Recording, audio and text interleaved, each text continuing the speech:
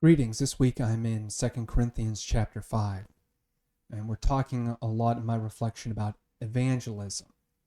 Paul begins 2 Corinthians 5 by talking about being away from his home and the idea of being somewhat disconnected from God, at least physically, and how he resolves to either be at home with God or to carry out God's instructions here on earth.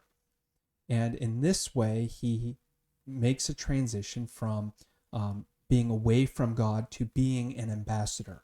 An ambassador being somebody who is not living in their homeland, but living in a foreign nation, speaking with a foreign king on behalf of their king and their people.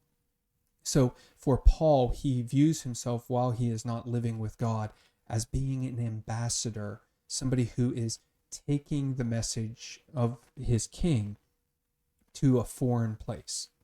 And in doing this, he's talking mostly about himself. This is not a message specifically to the church in Corinth. This is more tangentially directed towards them and us. Or he's describing his own life, but in the ways that we emulate Paul as he emulates Christ, to use his language, or we can say as we are all universally called to live the way Paul has lived. This reflects us. We too should, in some very real ways, understand that we are ambassadors for Jesus in this world, and that we are called to bring a message of salvation to the world. And that's where the reflection goes, this message of reconciliation and how that applies to us and how we should address it. But I wanted to look at a couple of references to ambassadors in the Bible. There's several.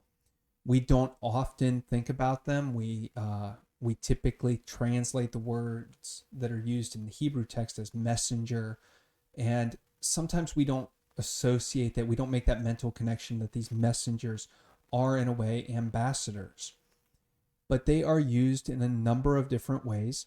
Sometimes ambassadors are used to communicate between kings.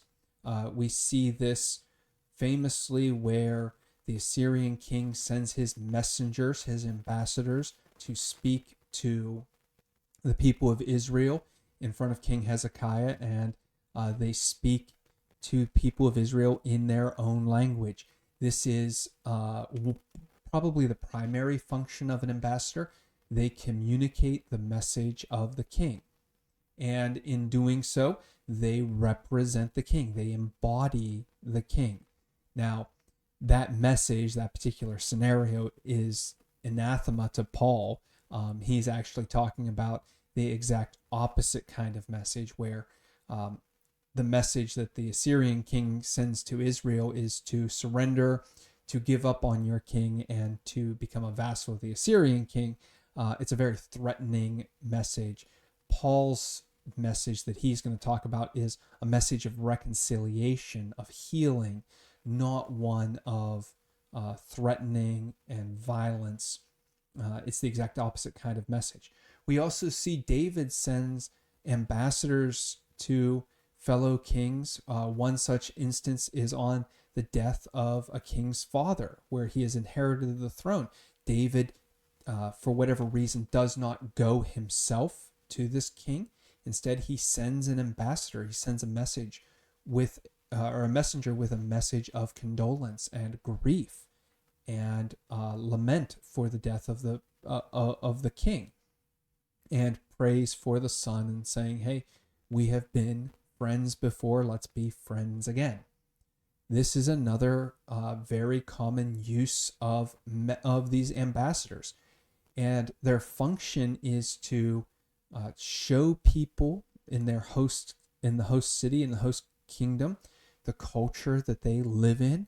They are to show the people and embody the characteristics of the king who sends them. That's the kind of thing that Paul wants us to pick up on.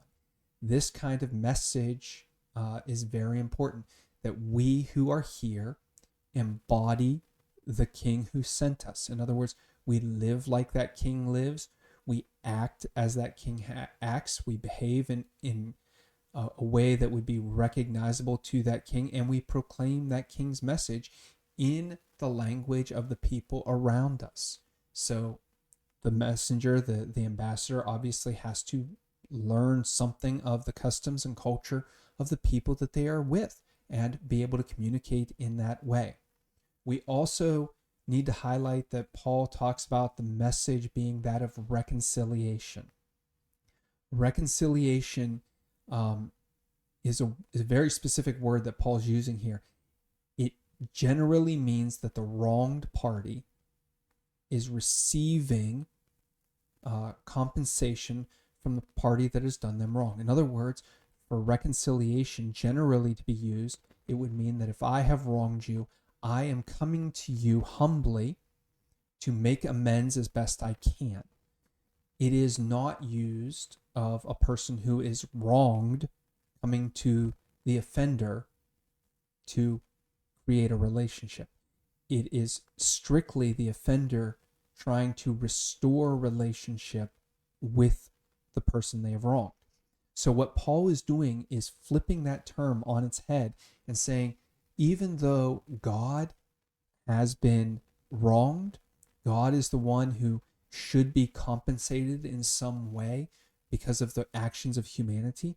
Our message is that God has reconciled with us through Jesus. In other words, Jesus is God's own reconciliation with us. Jesus is God coming to us and saying that your offense it no longer matters. It is no longer applicable to our relationship. This is not a standard use of the term, and that should make us pause as it would have for typical Greek readers and listeners to this message. They would have said, wait a second, that doesn't fly. That's not how you use the term. It would be something equivalent of a judge ordering, and instead of ordering somebody to pay bail bond, gifting them that. It's something that does not happen. It doesn't work that way. The system doesn't work that way. So what Paul is saying is that our message as ambassadors to the world around us is not simply